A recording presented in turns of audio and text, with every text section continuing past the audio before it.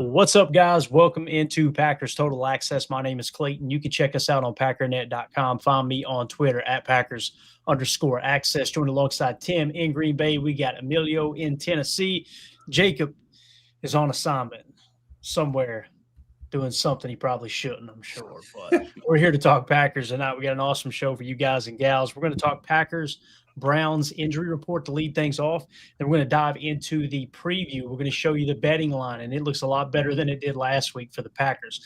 That worries me a little bit, going to be honest, but we'll break all that down, as well as the PFF grades. We've got offensive personnel tendencies. Might surprise you, the Packers are running, I think, the fourth or fifth most 12 personnel in the entire league.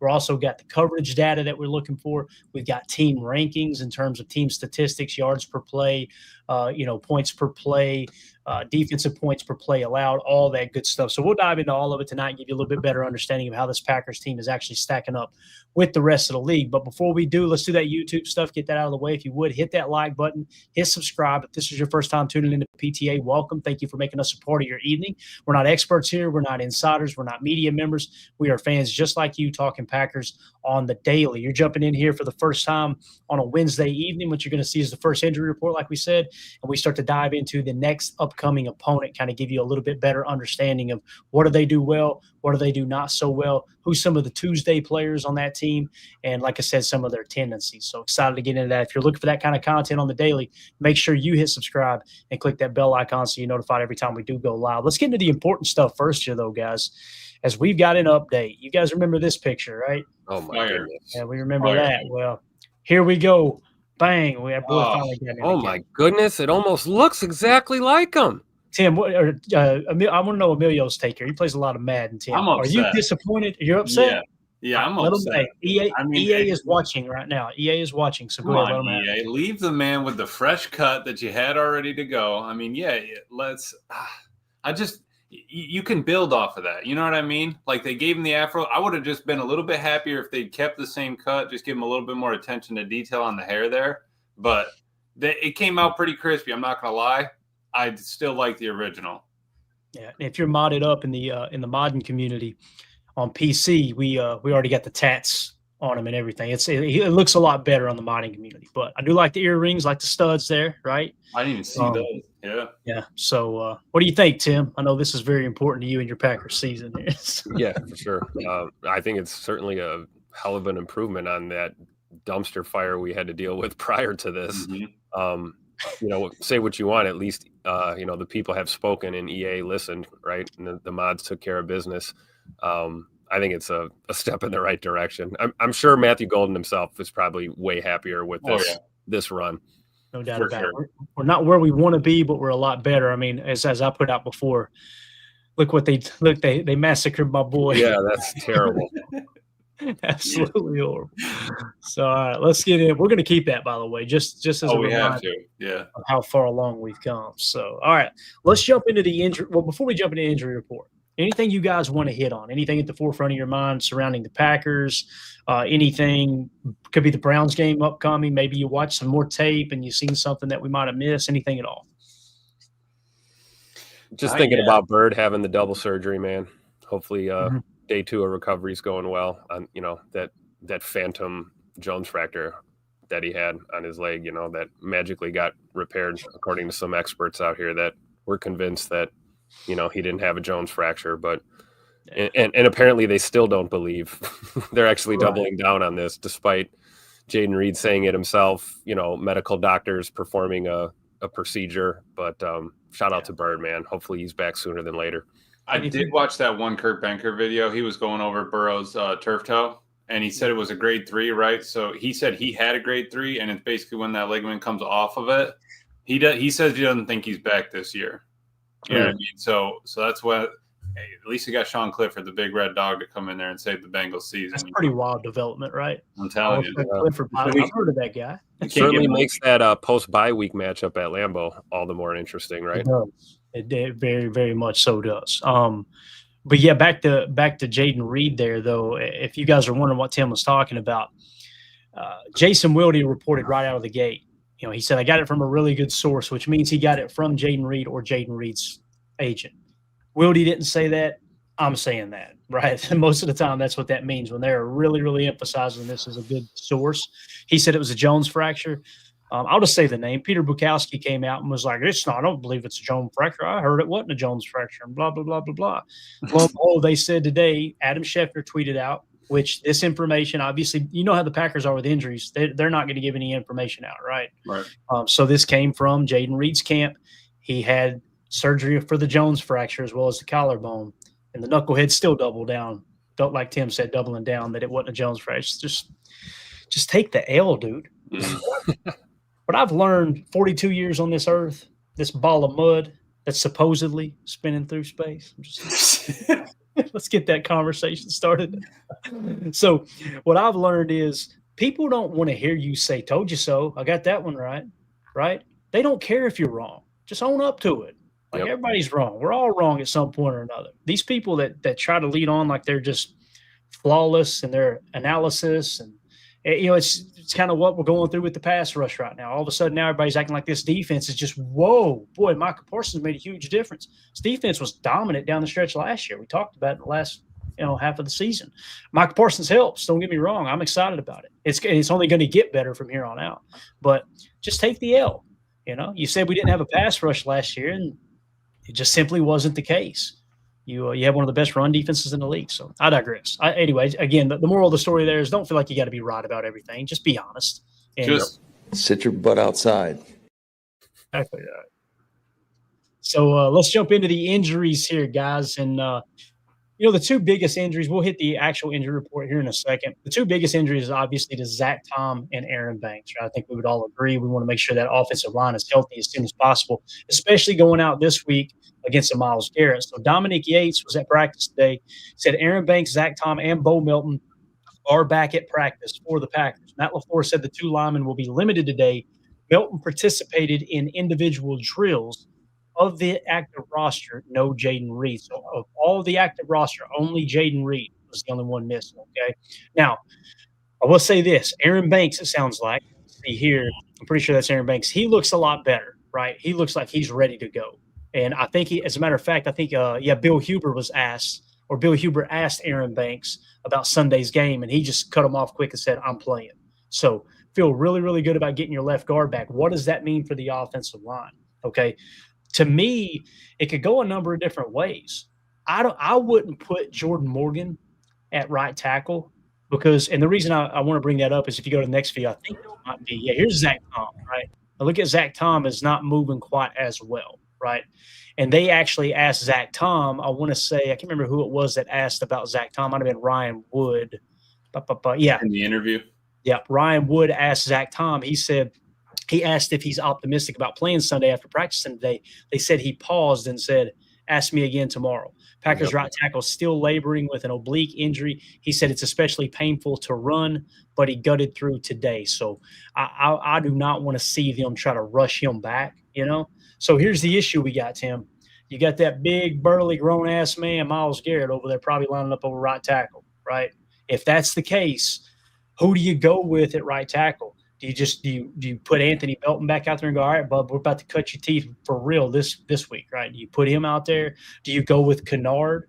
Do you put Jordan Morgan over there at right tackle now that Aaron Banks is back at left guard? No. Do you put Jordan Morgan at right guard and try Sean Ryan at right tackle? I don't think we've done that yet. I can't imagine they would start with Myles Garrett. I want to get your take, Tim. Let's assume Zach Tom is not playing. How would you handle it here, Mr. Head Coach and Personnel Director?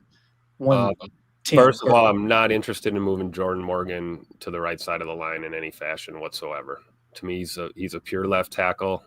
The fact that we can get left guard reps or interior reps out of him is good. I'm not convinced that it's going to be a rousing success if he just moves over to right tackle. I think it's kind of rare that you see that, especially in today's game. I would give the start to Big Escalade, and I would play right tackle by committee. I'd run Kennard out there. I'd run Belton out there, and throw the kitchen sink at the right side of that offensive line to get through this game. And then we may have to tweak our game plan a little bit. We know how Cleveland is against the run. We know we're trying to really firmly establish our run game. It's going to be difficult to do. So, as far as who starts, maybe they do go with Kennard. Just the experience, a little bit more experience factor maybe. But I would expect Anthony Belton to get some snaps at right tackle. But yeah, no, I don't. I wouldn't move Jordan Morgan over there. No. Yeah, I was going to say, Tim, we need to put a little respect on Jordan Morgan for all this moving around he's having to do anyway. Yeah. But you're right. I think as far as I'd probably let him go would be right guard, just because, he did do a little bit of it, but I don't want you to have to rechange your entire kick step. I'd rather run a little overload, flip him over from left guard, do a double right guard set, and then you got a little bit of help over there. But yeah, listening to Zach Tom's interview, it was, it just said he's never had a feeling like that before. It's something in the stomach area, the side to side feeling is all right. But he said once he tries to get up and open up, it kind of just, I bet that hangs him up. I wouldn't wish that on anyone, right? And it just looks uncomfortable. It really does. He looks painful right there, does he not? Right. And you don't want him to have to engage with Myles Garrett. 60 plays like that. He came back from a torn pec and he's a dog, but you're going into almost a rest. You're coming into your bye. Don't force it. If we've gotten away with rotating guys for now, you want to see what Belton has. That's why we've taken the high draft picks we have. And again, Goody cooking, looking at the season, what happened? We had an injury at line basically immediately. We had another injury at line. And the only reason our boy Travis Glover's not going out there to start is because he put his body on the line and is out for the season. So, man, I tell you, I love you some Travis Glover, big dog. I love it. So let's see. Weed in the chat says that must hurt like a MF. I guarantee it, man. That oblique, that can't be fun at all. Hardy the Prophet says, I'm gonna be at this one. Can't wait. Gonna wear the number 90 jersey I won on here. Thank y'all. Go Pack. Go. Love it, Hardy. Love it, man. Repping the LBN jersey. That's right, because he was up at the Hall of Fame. Hardy was, so he must live up there in the Ohio area. The Bengals game. Remind me real quick, just to get off topic a sec. The Bengals game. It's at Lambeau, ain't it? Darn it. Okay. Yep. Just wanted to make sure. I was thinking about going to that if it was on the road. So back to the chat. Chris, the casual in, says start with Kennard. Okay, so he's saying start with Kennard. Got it. Coach Lynn says I got to go with Belton at right tackle. Okay. 2-0 for this says Ryan at center and move Jenkins to right tackle? ? Ooh. I think if you try to move Big E again, he's just going to retire. I don't like enough of this. I don't hate it on the surface 2-0 for this, but I'm going to have to say no. If I have to give an answer there, because again, I think Ryan is, he's took steps in the right direction, but you kind of got the center position now finally under control. The last thing you want to do is move multiple people around, I was go ahead. Like I said, I would go overload. You got chips, you got back, you throw a tight end over there. You can throw 2 tight ends over there. There's a lot of options to help them get through. And it's, how many times you run into that side, how many times you're running away from them. Is it better if you just run at them and you let Belton or whoever it is get his paws on them and kind of turn them and you take your lane? We'll see. Yep. Deadfish says rotation between Belton and Kennard and then go more with the more effective. I don't mind that a bit. That's kind of what they've been doing, is they kind of had a little rotation there. And Belton, man, listen, outside of the mistakes, Belton can handle it. This dude, he was Tim. You seen he was manhandling people, man. There was and I see that. You've seen him get off on the snap and then just blast over and completely rib shot the D tackle and then still kick back out and cover his guy and block his guy. You see that stuff and you go, okay, that's 1 or 2 plays. That's great and all. I wanted to kind of hold the excitement a little bit. And sure enough, Brian Bulaga today, I think he was on Wildy and Tausch was talking about. He said, yeah, I thought he held his own. I thought he played pretty good. So that's a good check in the box there too. So if Belton can be your right tackle in a situation like this, boy, you feel real good about this offensive line next year. And I think there is a situation where Zach Tom might be your center next year. You move on from Elton Jenkins and you free up all that cap. And now you got Belton starting right tackle, right? You'll probably kick Jordan Morgan out the left tackle. You'll have Aaron Banks at left guard. And who knows, you may bring Sean Ryan back on a really, really cheap deal to play right guard. And then you just kind of reload in the draft again, unless, of course, Emilio's guy, Travis Glover, bursts back on. Can you imagine? My man, he's going to take over the league there. And then Biz 1987 said, give Belton help. Do the Bears have other elite rushers to worry about? No. It's a good question. I don't think they do, right? Not that I know of. Yeah. We'll get into the PFF preview here. Hopefully we'll have time to do that in just a second. But appreciate everybody's comments. Thank y'all for your take on that. And you guys let me know in the comments if you're watching this video later, which rotation would you like to go with at right tackle? Would you rather it be Belton? Would you rather it be Kennard? Would you rather go with a different offensive lineman? So looking at the injury report, here's the full injury report. Zane Anderson with the knee, full participation. Aaron Banks, Nate Hobbs, and Josh Jacobs were all limited. It looked like Josh Jacobs got a little bit of an ankle going on there. And, of course, I think we'll see a healthier version of Nate Hobbs this week. Jordan Love with the left thumb, full participation. Obviously, we're not concerned with that. Bo Melton limited is a good sign that he's going to be back sooner rather than later. Jaden Reed, just go to his IG story if you want to know how he's doing. He was pretty gassed up. But why would he still be on the injury report? They didn't put him on IR yet. That's the thing. Yeah, I think it's a formality. I think he'll go on the IR here in the next couple of days or something, probably with the new week coming up. I'm not exactly sure how that works. Someone in the chat could probably help us with that. But and then Zach Tom limited. I think it's going to be at least another week before Zach Tom Did you see his face? Did you watch that video, Clay? He paused and was like, ugh. Like when Jacob gets a question he doesn't know, it's like, oh, you're putting me on the Yeah. I don't know. It's going to be interesting, man. And again, this is one of those weeks too that when you look at the Zach Tom injury from a broader perspective, if you can go out there and take care of the Browns this week, and listen, it ain't got to be you. I'm hearing people saying if they don't blow them out, there's something wrong. Boy, y'all don't watch the NFL much. To pretend like it's just this is going to be a slam dunk, you're going to go out there and destroy them by 20 points is just crazy to me, man. And don't get me wrong, they're heavy favorites, but boy, oh boy. More times than not, when I see a +7.5, you can bet your sweet bottom I'm hitting the +7.5.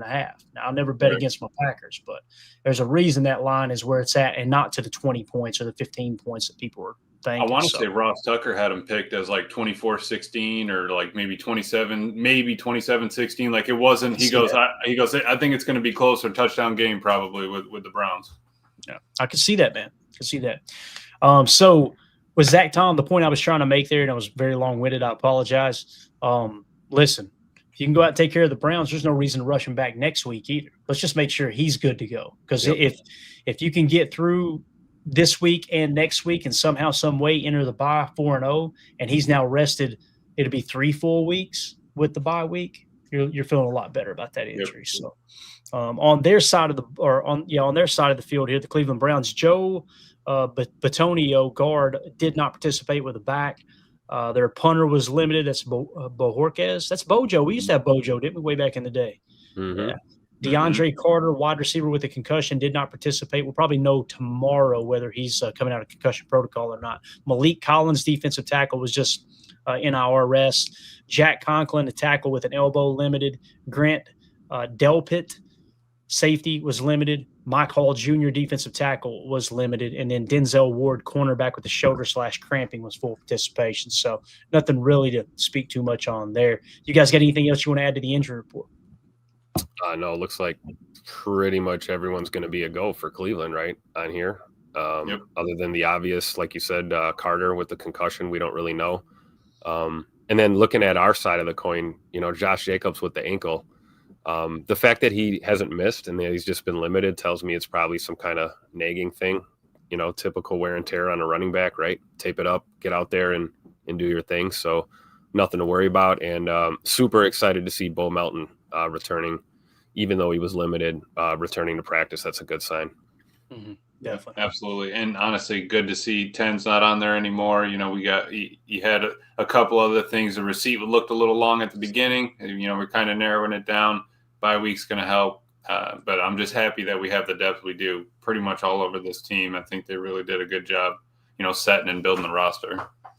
Absolutely. And I want to mention here too that when you're talking about depth, many people talk about the receiving room, right? You're missing Christian Watson. Okay, now you're missing Jaden Reed.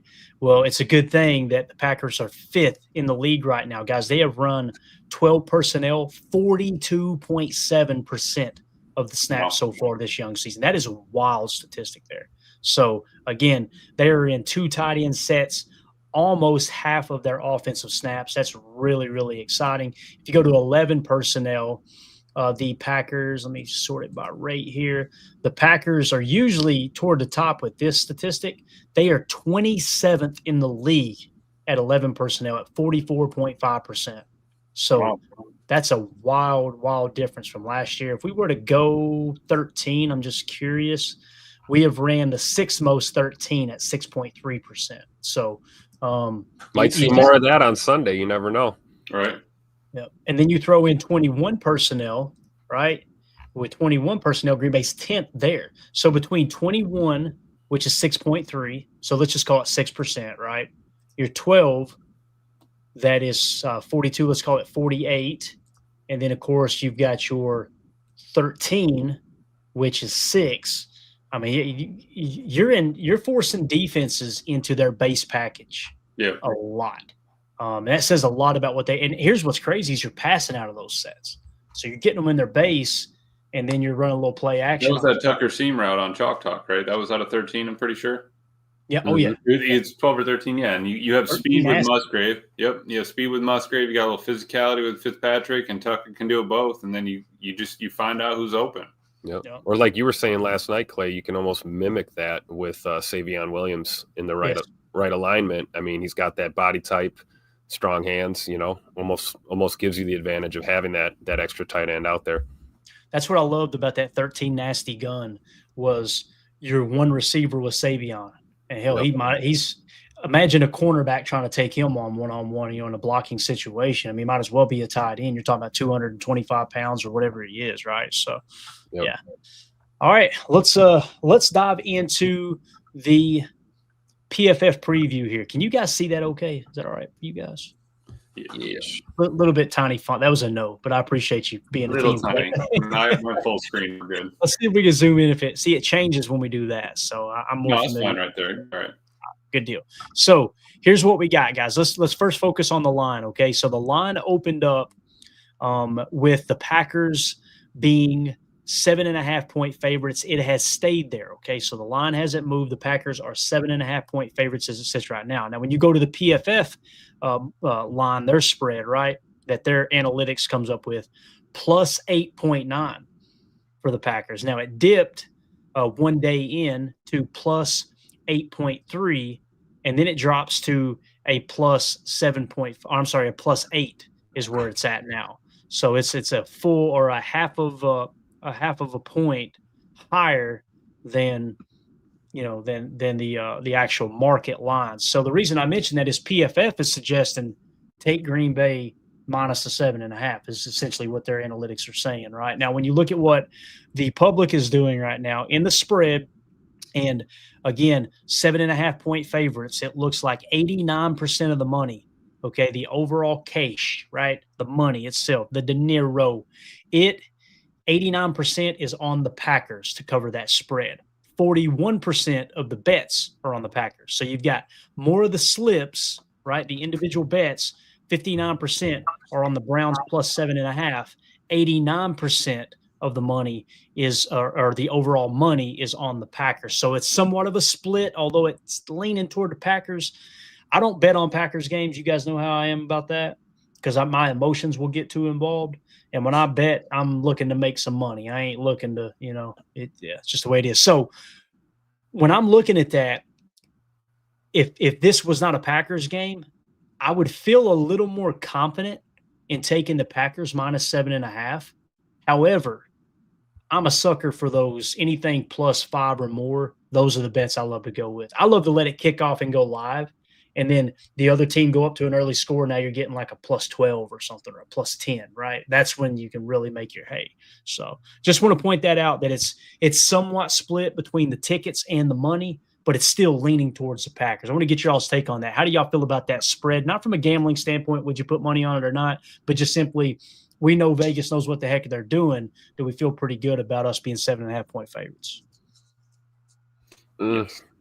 As good as you can feel, right? Considering the vibe is we should boat race this team. But if you get into the weeds a little bit, you're right. I see this game probably being the closest one we've played this year for sure. At the end of the day, you're not your record. It doesn't matter. You can look at these, analytics, and you see that QB comparison. You see some of the team metrics, and you're like, oh, well, this game's over before it starts. And it's like you got to dig a little deeper. And I think me being a person that's not a sports bettor, looking at these numbers and looking at how the odds makers have it, it does give you some insight. And that being said, I would say we probably win this game by less than 10 points. Yeah, I think the tutter is probably fair. Got it. Yeah, I mean, you're going up. The battle is our fourth offense going up against their defense, right? And their defense is a strong suit on their team. So it's maybe we get a break. You know, if you want to get over that one touchdown score, you know, you get over double-digit points, probably because our defense made a defensive score or a stop or a fumble or, you know, a quick turnover, something like that that sprung us to get those extra points. But it's a battle, and you're right. They make money for a reason. That's why I just stand clear of it too, Tim. I don't want to mess with that. I'm too many numbers to look at right now. I just want to watch a little football. That's right. The first rule of betting is don't use your heart, use your brain. Right? Absolutely, man. There's some funny comments I was looking at here. 2-0 for this says, I've lost a lot of money by not gambling. Love it. Jarrell Lee with the super chat. Thank you, buddy. We appreciate you. He says, watching all 22 on Matthew Golden, the man stays open. Breakout game incoming. Green heart emoji. Could not agree more, Jarrell. And they were, if you turn on the tape and you watch Agent Zero, this dude, it's just a matter of time. If Love hits him on those two passes, he finishes with like 120 yards receiving and 2 touchdowns. You understand? Could you imagine if Love doesn't overthrow him on that deep shot? That would have been, what would it have been, a 92-yard touchdown pass to Matthew Golden? Twitter would have broke. Packers Twitter would have broken. I'm just telling you right now. Of course, if you underthrew it, it would have been a pick. So I'll take the overthrow. Absolutely. You're going to miss away from the defense, right? Yeah, Completely agree there. Thank you, Jarrell. Appreciate the super chat, buddy. All right, let's look at the team metric. Actually, let's go back to the money line real quick. This is what worries me, okay? Money line, 99% of the money, the public, is on the Packers to win outright. 98% of the bets are on the Packers. Me no likey that jam, but the spread is more important in terms of truly looking at those numbers. I think the Packers are in a good spot. If they go out there and protect the football, they'll win this game. I believe that. So, all right, team metrics, power ranking. The Packers are now up to 4th according to PFF. The Browns are sitting in the 28th spot. All right, power ranking on defense, it's official. They have the Packers in the number 1 spot in terms of defensive power ranking. Getting some respect. Now, Cleveland, 11th, right? Pretty solid defense, so got to be aware of that. Offensively, they have the Packers offense ranked 8th, and they have the Browns ranked 30th. Strength of schedule played so far, however, you got to tip your cap to the Browns a little bit because they have played, it says, the first in terms of strength of schedule. We're 3rd, so we both played some tough opponents right out of the gate, right? Average offensive snaps, they're averaging 76.5 offensive snaps. We're averaging 59, but that's probably because the other team just keeps scoring on them, right? To be my guess. So extra possessions there, and probably turnovers too. We haven't even looked at that. Percentage of run plays, they're running the ball only 29% of the time. Joe Flacco, Tim, is passing 70.5% of the time. The Packers are throwing the ball 52.6% of the time. Keep in mind, out of heavy sets, right? So that's by design. That is strategically planned by Matt LaFleur going into these games. There's no doubt about it. EPA per run, we have struggled. Minus 0.13. They've been more effective in the running game at a positive 0.06. EPA per pass, however, we are a positive 0.28. I think Jordan Love was 4th in the league, if I remember correctly from last night. The Browns and Joey Flacco, minus 0.28. So we've got the edge in the passing game. They've got the edge in the running game so far in this young season, only 2 games. However, everything else across the board pretty much favors the Packers all the way down, right? So that run, that EPA per run, Emilio, doesn't make a hill of beans, bub, if they're losing, right? Because they're going to have to wing it all over the yard. Absolutely, and that's probably why you see. I mean, 70-30. That's like what I'm doing in Dynasty. I'm trying to get my man the Heisman. You know what I mean? So that's. You can't live on that forever. You know what I mean? You got to be able to lean on the run. You got to be able to control the clock, slow down the game. If your defense is out there getting toasted, you got to be able to give them a breather. And it just doesn't seem like they just kind of have that blend there. And you're right. You're down touchdown. You're down 2 touchdowns. You got to try to chase it to come back, and you can't get explosive runs. It's just a recipe for disaster. Yeah, Tim, when you look at this quarterback matchup here, man, Jordan Love, 86.7 PFF grade. Joe Flacco, 57.7. Passer rating when clean, 151.7 for Jordan Love. When the pocket is clean, Tim, Joe Flacco's passer rating is an 86.5. Passer rating under pressure, Jordan Love sitting at a 49.8. Flacco is at a 38.9. You know what this tells me when you look at those numbers and just how significantly lower his passer rating in a clean pocket is? I wouldn't worry about dialing up the blitz. I was just going to say, I wouldn't blitz that, man. Not at all. Rush 4, you ain't got to worry about him scrambling. Reduce. Now you can take that one technique touch spot we talk about. No, let him pin his ears and go to. Yep, I agree 100%. We know Flacco's not that he was ever super mobile, but definitely I would prefer to keep him in a clean pocket and let our boys handle their business for sure. And then hopefully we see more of the same from this O-line on our side of the ball with Jordan, keeping him clean. And, I would anticipate that after this weekend that his PFF grade is going to go up just a little bit. So, yeah, I think our walls are going to be all right, Tim. I want to see what the Browns wall, see how that thing holds up, see if we can't find a crack or see if we can't break through that thing.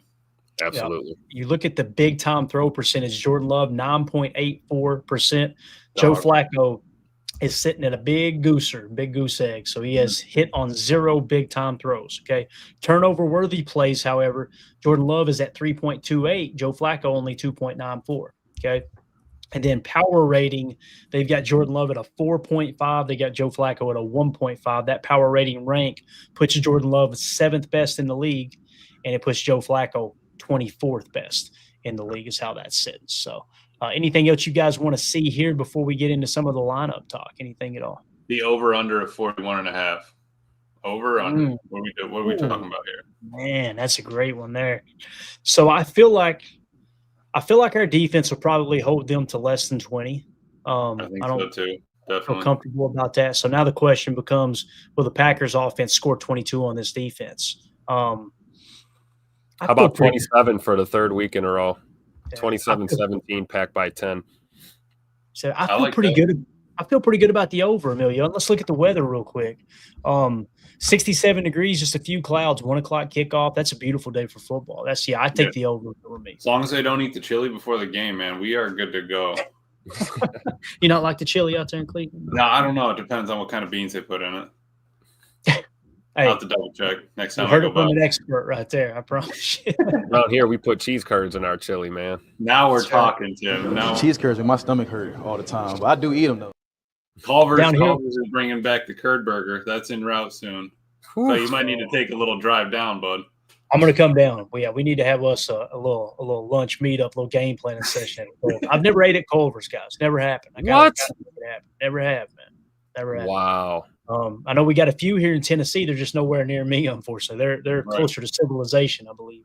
But yeah, and as far as the beans down here in Tennessee, we like to put a little bourbon in them, just a little splash. You know what I mean? Just a little, whiskey, a little bourbon. Just strip it in there, and you're good to go. So, by the way, I've been hearing. I need to know in the chat too. We usually don't talk food on this particular program. I'm sorry, I got us off track. I'm hearing people say put a little brown sugar in your chili. Y'all do that? Y'all ever heard of that? A little brown sugar, sweeten it up just a touch. Just sweeten it a touch. I got to try that this winter. So there you go. Look, double chin is I'm going to break the double chin back out. We're pulling it out of retirement here real soon, right? All right, let's get into the lineups here. Let's go. It's funny. I always say we need to go 11 personnel against their nickel. We're to the point now where we might want to just start focusing on 12 personnel against base, right? I mean, the way this offense is playing. Let's start at 11, though, right out of the gate. And looking at their offense against our defense, okay? So Flacco, 57.7. They got Quinshawn Judkins is who they got listed here, 67.7. There's that offensive line, Emilio.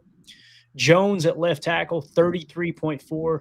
Batonio, assuming he'll play, and again, he's on the injury report, a 78.7. Pretty solid player there. You got Posick, is that how you say it? Pocic, maybe? Yeah. He's at a 58.7. Teller, a 74.6. And Conklin at a 50.4 at right tackle if he is starting right tackle. Their tackles are weak.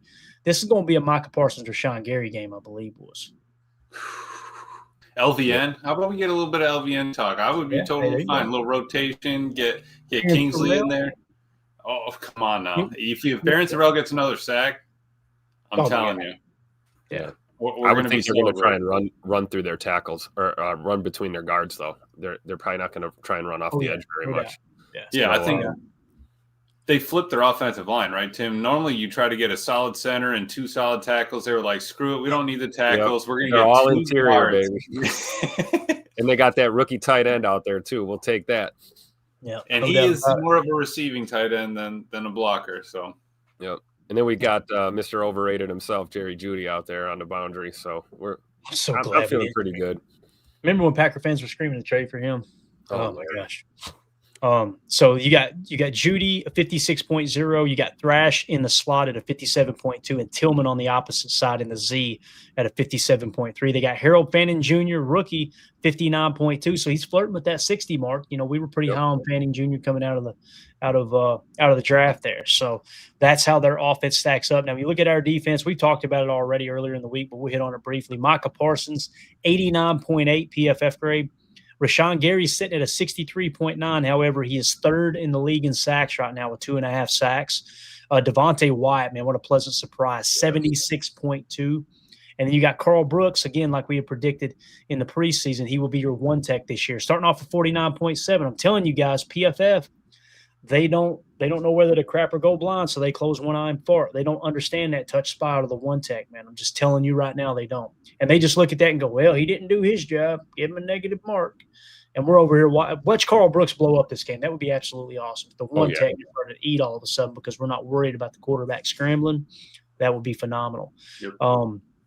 At the midline here, at the linebacker position, stack backer, you got Edgerrin Cooper, 69.1, Quay Walker, 61.4. And then, of course, in the cornerback matchups here, if Nate Hobbs is healthy, 71.3. You got Bullard in the slot at a 51.1, and we got Keyshawn Nixon. Anybody have that on their bingo card for him to be the highest graded corner in the league 2 weeks into the season at 85.2? How cool is that, man? Dog. Absolutely. I think we need to clip. Tim, don't we need to clip that man when he said, I want to be that number one corner, and just go ahead and plop it right next to the PFF grade and call it a day? Absolutely. Absolutely. Man. I don't think any of us would say 2 weeks into the season we'd had this on our bingo card, but I do think that we were all keeping an eye on Keyshawn throughout this, off-season program and the preseason, and you could tell that he's one of those guys, man. I really respect the players that talk the talk and then they walk it. It's one. A lot of guys are just chirp, chirp, chirp. They don't back it up. Keyshawn's a guy that's gonna be confident, and he's gonna do what he says, and so far he has. And I can't wait to see him pushing 90s on the PFF grade. It's gonna be great. Yeah. As Kieran in the chat says, K9 is balling. Again, Tim pointed out, we kept hearing out of camp he was having a great camp. Yep. You know me, I'm kind of skeptical. I'm like, all right, man, let's see what happens when the bullets start flying. And boy, oh boy, he shut me the heck up. Keyshawn was the first one on the field and the last one to leave. I remember you saying that at camp. Yep. Yeah, I remember you every day. And it was contagious because we started to see other guys kind of joining in. You started to see more players out there early and staying late. So, big shout out to Keyshawn, man. Not only getting it done on the field, but really kind of quiet as kept, kind of stepping up as another one of these leaders in this secondary for sure. Yeah, definitely. And then we look at the safety position. Xavier McKinney is got a 53.0. Keep in mind, too, how many times you seen him targeted this year, right? I was just going to ask. I was just going to say that. I mean, yeah, his grade's probably not great, but how many times have we even heard his name called on the broadcast or anything? Right. Yeah, you could tell that offenses are staying the heck away from him, and I'm sure what they're grading is his coverage and his technique and how close was he? Did this guy technically get open, whether he caught the ball or not, right? But Evan Williams is grading out pretty good at 84.4 so far. Evan Williams is an exciting young player, man. I love watching him in the box. He's a spark plug too, man. He gets his defense fired up. It's just so cool having him. Do you want to see the future of this defense, guys? It's right here. It's Williams, Cooper, and Wyatt. And you're going, what about Parsons? Parsons will be here at least 3 years, possibly 5, right? We know that. Gary, you guys know how I feel about Gary. Solid, I'm telling you. But that right there is the future. We're going to look up in 5 to 6 years, and Evan Williams is going to be a staple in this defense. Edgerrin Cooper is going to be anchor in the middle, and Devontae Wyatt, I think, will still be your 3-tech. And so, who's going to take McKinney's spot once he's ready to nod off is our boy Home Depot is going to slide right into position up there and hold it down. I love it. And future drafts too, man. That's the other thing. That's what's so exciting about football, and specifically this time of the year. we know that in 3 years, actually this April, there's going to be other Evan Williamses, other Edgerrin Coopers we're going to be so excited about. Yep. Man. I'm already looking forward to the draft. I just love the draft time. It's such a fun time to be a Packer fan. All right, let's move it along here. We'll try to go a little bit quicker. We're going to try to have a little bit easier show tonight, or quicker show, I should say.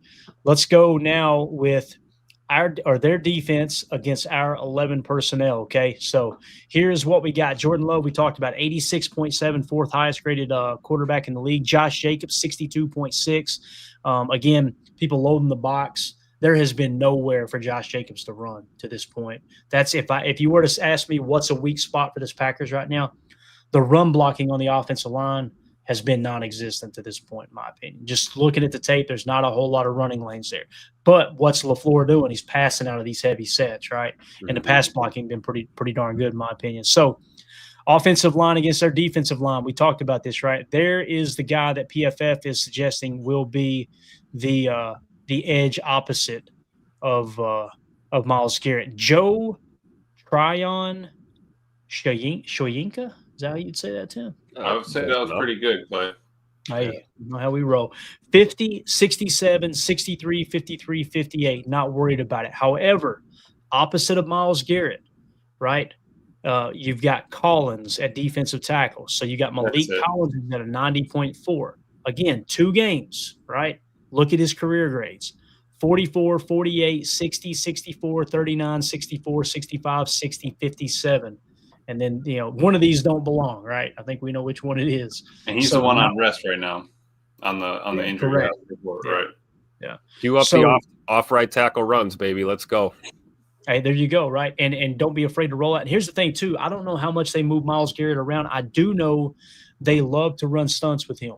And what they like to do, guys, is they like to bring him from a 7 to a 5 tech, and loop him all the way around to the opposite A to B is what they like to do, okay? So if you can see my cursor, imagine him lining up here, right? When the ball snapped, these guys will crash left, and Myles Garrett will start to engage, and he'll come all the way back around in between the A to B gap. That's something that they're going to have to look for on tape. But Jordan been getting the ball out pretty well, and I love the chances of Elton Jenkins handling that stunt back to the inside. You know what I mean? So not feeling too concerned about that. But the Tuesday players, we say it's Myles Garrett. There's no two ways about it. Now their linebacker position was looking pretty solid, right? You got Swisinger. Is he a rookie this year, or was he a rookie last year? He is. He was on our radar. Yep, starting off strong, 82.2. That is phenomenal. And then they got Bush at a 91.3. That's Devin Bush. You see his career PFF grade 62, 59, 34, 58, 57. Last year, 79. This year, starting off even stronger with a 91. So pretty solid player there to look out for. Their safeties don't look too bad as well. Hickman Jr., you've got at a 71.9. You've got Delpit at a 79.6.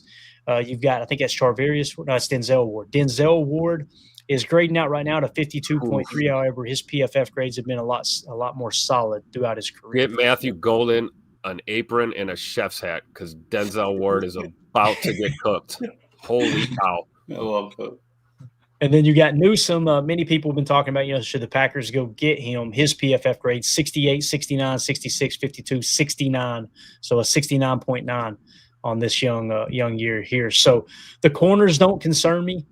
The stack backer position pretty solid there. So this might be a game where you do go to more 11 personnel and attack outside. What I'd like to see is you've got a two-game saturation of 12 and 13 personnel, right? We've talked about it.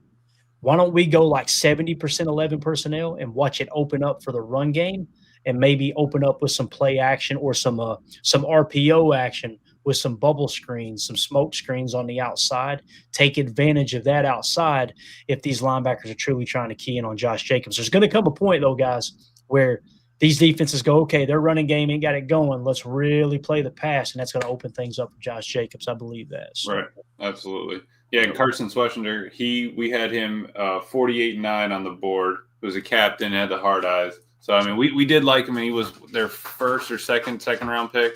So I'm, proud of the dude for doing well his rookie year. You got a big job there to step in as a stack backer.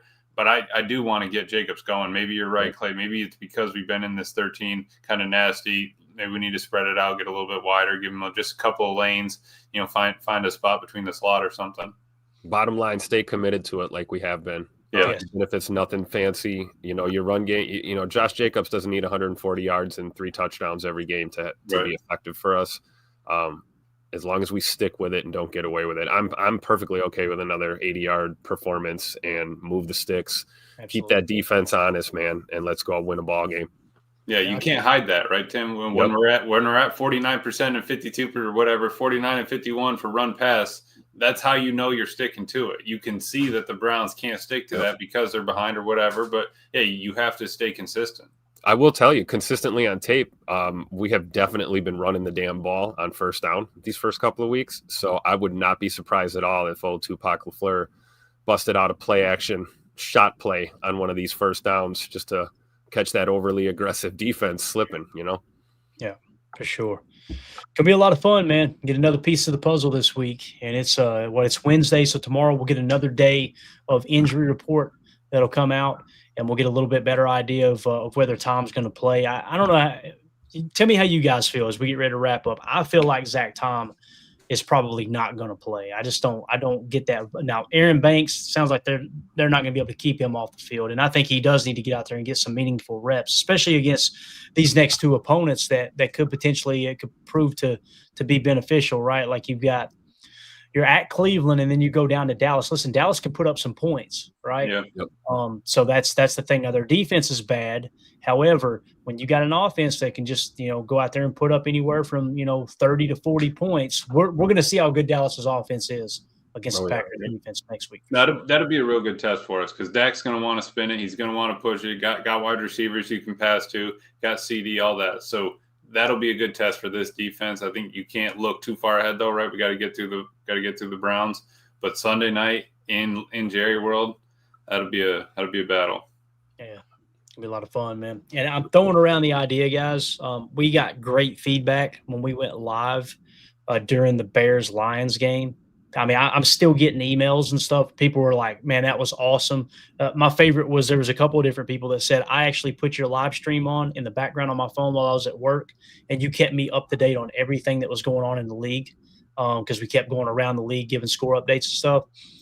If I didn't have so much to do during the Packers game, I'm really thinking about going live, but I think the majority of that broadcast would just be me sitting here. This is what you'd see, me writing the whole time. That's what you'd see the whole time. Probably pretty boring for the viewers, but it was a blast, though. We had a really, really good time. So doing that. Maybe we can do that on Sunday again when they play the Cowboys leading up to the Packers-Cowboys game. That might be the way to do it. Just go right into the pregame show type thing, Yeah. So, all right, boys, y'all got anything else you want to hit on before we wrap up here? Anything at all? Just finishing up the thoughts on Zach Tom there. I'm with you, man. I think you hold him out. Like he said, we'll see how he feels tomorrow. The way he was moving today, man, I don't see a dramatic change happening overnight. It almost makes you wonder, the more he does, is it hurting him? So if we could hold him out and then, maybe get him back for Dallas, that'd be great. Or like you said, hold him out through the bye week, give him 3 full weeks of rest and be ready to go for the Bengals. Yeah, definitely. Yeah. So let's look real quick here. The Browns defense, all right, their passing defense, they are a positive 0.14. I don't know where that puts them. What, 1, 2, 3, 4, 5, 6, 7, definitely in the bottom half of the league, right? It looks like, or right at the halfway point or the bottom half of the league in EPA per drop back. Now, what do they do the most? Cover one man, guys. They run cover one man 46% of the time. This would be the third straight opponent that's cover one man heavy. We might come out and wing that thing around again, Yeah. Yep. See it happen. You might have to if they're that stout against the run. Like I said, you got to mix your run game in. You got to have a run game to win ball games. But I wouldn't be surprised if we went a little pass heavy just to get points on the board. And again, one of the things that you like to do against man coverage, especially cover one man, which they're running 46% of the time, is you like to run those crossers. Now, what have we done week 1 and week 2? We've ran a concept where it's cross corner, right? Yeah. So don't be surprised if we actually run the crossers now, right? Yeah. And they're going to be looking for that cross corner now. And maybe it is a choice route too. That might be baked into the equation. How about a slot corner from Tay Wicks? Let's go. It might be one of those things that the receivers would have ran crossers on that play if the defense had showed different leverage, right?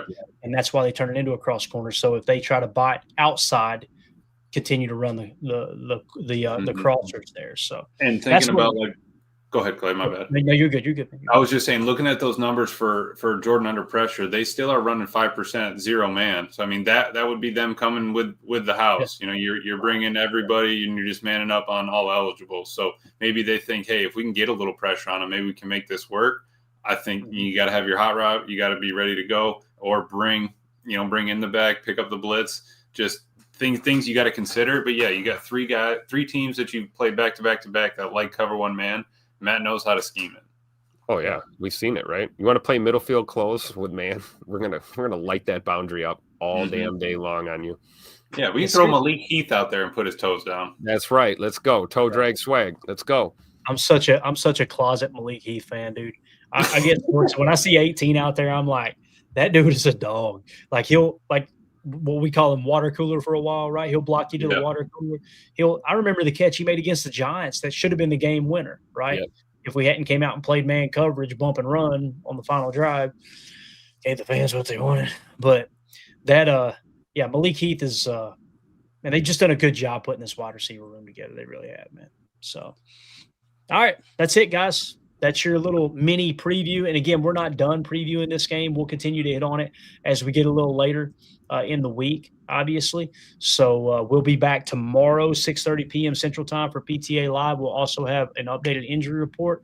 We'll probably dive a little bit deeper into the team statistic rankings. I want to tell you where the Packers are ranked in passing or yards per pass attempt, running yards, rushing yards per carry, essentially. Yards per play, just overall offensive metric, points per play, scoring, and the same thing on defense as well as the turnovers, things like that, and kind of give you an idea of where the Browns are stacking up there as well. Because I feel like the Packers are about to have a flurry of turnovers. I feel like it could happen any second now. Yep. And you could tell that teams are really trying to protect the football when they go up against the Packers now for sure. Nick McSwain in the chat said, y'all hit that like button if you haven't already. Thank you for that, Nick. Appreciate you, buddy. He had said earlier about jet sweeps. I was thinking about that. He was saying, first down jet sweeps or whatever. But Matthew Golden's been getting those now, kind of like how Christian got them early in his game, in his time with the Packers until he started branching out, and then you have your breakout game. So you can't let the dude get cold, right? You want to kind of keep him involved. You got to make sure he can get his touches. Kind of leading. It seemed it's similar to Christian, I guess, is how I kind of saw it earlier. Yeah. No, definitely. That's a good point. Yeah. I'd like to see them try and get Matt Golden the ball a little quicker in the progression, right? Like every route he runs doesn't have to be a 9. I mean, let's get him that ball early and let him be dynamic after the catch, What we just talked about, man, if you come out in 11 personnel and you run a smoke screen or a bubble, do it to Golden. Yeah, that dude could be electric with the ball in his hand and lead blockers. Yeah, sure. Yeah. Hardy the Prophet gifting 5 Packer Fan Total Access memberships. Thank you so much for that, Hardy. We appreciate you, brother. That's 5 lucky listeners who will be entered into the autographed Matthew Golden rookie card giveaway this week. And shout out to Dave Colvin. I'm going to be sending out this autographed Lucas Van Ness rookie card to him. We got a Romeo Dobbs autographed jersey going to be going out real soon. That'll be coming up, but we might do that for the post game this week. Nice. Actually, the Matthew Golden's on deck. It'll be next week. Next week we'll do the Romeo Dobbs giveaway for sure. So, yeah. Love it. All right. That's it, guys. And again, that's just a way for us to give back to those who are supporting the channel. If you're a member on YouTube, or what I suggest is be a member on Patreon, patreon.com/Packer Fan Total Access. You get extra content, and it's just a way you can support the channel and also win some cool prizes, stuff like that. And appreciate the fans and everybody supporting the channel out there. We were, at 4,000 of pre-draft, or just shy of 4,000. We're over 6,000 now. That was going into the off season, into the quote unquote dead time. So just appreciate everybody, getting that message out there, supporting us. Absolutely. Yeah. We're 7 subs away from 6,100 actually. So crazy. Go. Yeah. And again, has nothing to do with us. It's everything to do with the community that you guys are creating in the chat. I love that everybody gets along in the chat too. If we get a turd in there every now and again, they're gone, right? We don't even play with that. So just love the community that we've created here for sure. So boys, appreciate your time. Let's get out of here early tonight. What do you think? Sounds good, man. We'll be be a doing a little more football prep play? for tomorrow, right?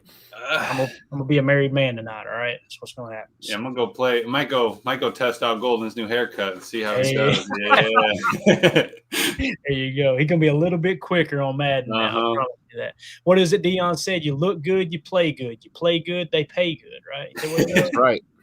You look good, you feel good. See, You feel good, you play good. You play good, they pay good. There you go. That's right. Which, by the way, I seen a video the other day. See, I'm gonna get divorced now. I seen Yeah. a video the other day. I didn't realize this, but when Michael Irvin broke his neck, Michael Irvin was telling this story too, that he was kind of looked up off the ground or whatever, and he seen Dion was walking around in a circle, waving his arms and praying out loud and everything. I thought, I grew up hating Dion because everybody liked to hate on the Cowboys in the 90s. And I know he made mistakes and he's arrogant, and I got you on that. But you look back, man, he's been a pretty solid dude, I think. Prime. I don't know how y'all feel about him. I know it seems like people either love him or hate him, but hated him when he had that star on his helmet. I know he can be cocky with the media and stuff, but I seen that and I just like, maybe the signs were always there, and I just went la la la la la. Don't like him. But Yeah. You can tell his players do love him. I was just going to say, man, he's a football player, and he's going to put football players first and foremost, whether Right. that's guys he's coaching, guys that he played with, guys that are in the game now. They call him Unc, right? That's big Unc to all the young kids out there. And he's just another one of these kind of OG guys that's, a face of leadership, really, regardless of where you're at in the game. So I think you could probably accuse Dion of a lot of things, but not caring about his players, not caring about the game, not being a God-fearing dude. Those are things you can't accuse him for. So I think you're right. I think our Packers bias might have skewed the rankings when it came to Dion, because you can't argue with the output on the field. That's for certain. And then, feel how you want to feel. But I think at the end of the day, he's a football guy, man, and loves this game, loves the players. Yeah, 2-0 for this says he backed up his talk. I respect that. J. Cole says Dion is flawed like any human. Amen. Dion probably way less flawed than this guy's talking right now, I promise you. So, yeah, Ben Holden said I did a lot of praying over the last couple of weeks. Me too, Ben. I relate to that, buddy. I relate to that big time, man. absolutely. Anyway, let's get out of here. Appreciate everybody. You guys are awesome in the chat. Hit that like for us. Hit subscribe. We'll see y'all tomorrow. Everybody have a wonderful evening. Bye. Somebody give me the weird Jacob wave, please. Here we go. Nice. Bye, guys.